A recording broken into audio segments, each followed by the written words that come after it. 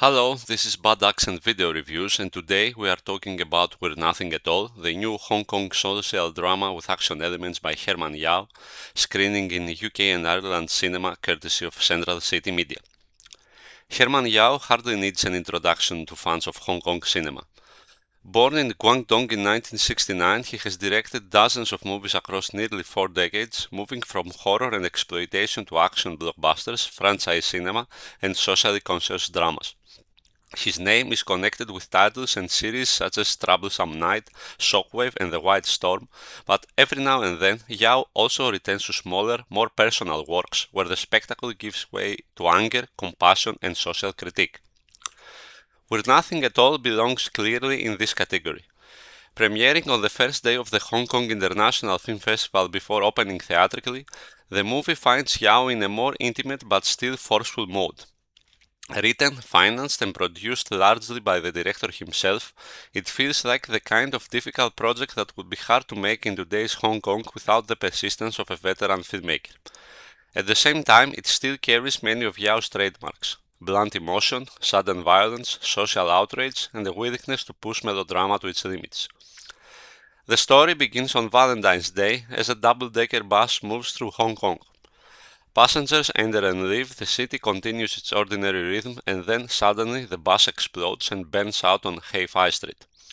It is the kind of opening that could belong to one of Yao's action blockbusters, but the movie quickly turns towards something different. The city is shocked, the media reacts immediately, and the police are left with a horrifying puzzle. Forensic specialist Lang, played by Patrick Tam, is brought back into the investigation despite having been dishonorably discharged from the police force some years earlier. Together with his team, he tries to reconstruct what happened by examining the remains left at the scene. However, We're Nothing at All is not exactly a mystery. The audience learns quite early why the explosion happened and who caused it. The real question is not who did it, but how two people reached such a point of despair. The couple at the center of the tragedy are Fai, played by Anson Kong, and Ike, played by Ansonbean. The relationship becomes the emotional heart of the movie. Fai is a construction worker cheated by his employer and constantly denied the money he is owed, while Ike is a street performer repeatedly harassed by the police. They are poor, vulnerable, and pushed to the margins not only because of their class position, but also because of their sexuality. Their love offers them some comfort, but the world around them gives them very little space to survive. One of the most impressive aspects of the movie is its opening structure. The intro is brilliant, both setting the tone and breaking the mold. The focus on hunts and the way the story follows who they belong to becomes a very smart narrative trick. Through this, Yao allows the story to unfold across different timelines without relying on conventional exposition. It is stylish, tense, and immediately establishes a sense of fragmentation, as if the movie itself is trying to piece together lives that have already been destroyed. At the same time, the violence in the movie occasionally borders on the comical because of its excessiveness, something that is very much part of Herman Yau's cinematic personality. He has always been a director who understands shock, grotesque images, and emotional exaggeration. Here, however, these elements are not used only for spectacle. They become part of a wider critique of life in Hong Kong, touching on the healthcare system, patriarchy, poverty, youth alienation, police pressure, crime, and the treatment of homosexuals. In that regard, We're Nothing at All is very ambitious. It wants to talk about almost everything.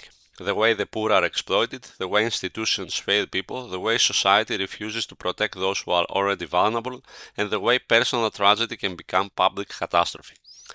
This ambition gives the movie much of its power, but it also creates some of its problems. There are too many characters and too many arcs, and after a point, the melodrama becomes rather excessive. The subplot involving Long and his girlfriend, played by Kearen Pang, feels particularly forced and could probably have been omitted. The presentation of homosexuality is also not always fully convincing. Casting Anson Kong and Ansonbean, both prominent idols, as the gay couple was certainly a bold choice, especially in an industry where openly portraying homosexuality is still not always common. Their commitment is admirable and their chemistry carries many scenes. However, the writing around them sometimes feels more symbolic than realistic, as if the two characters are asked to stand for social suffering more than to exist naturally as people. That said, the two actors do deliver a heartbreaking duo. Anson Kong brings a sense of exhaustion and quiet anger to Fai, a young man who is constantly being pushed down but still tries to hold on to dignity.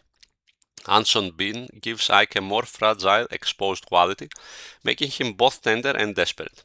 Their scenes together have devotion and intensity, and even when the script becomes too melodramatic, the emotional force of their performances keeps the relationship engaging. Patrick Tam is also very good as Long, giving the investigation part of the movie a restrained, professional weight. In recent years, Tam has become one of the most dependable presences in Hong Kong commercial cinema, and here he anchors the procedural side of the story with control and seriousness. Wong You-nam also stands out as Lang's assistant, adding texture to the forensic and police sections. Technically, the movie is deliberately sober.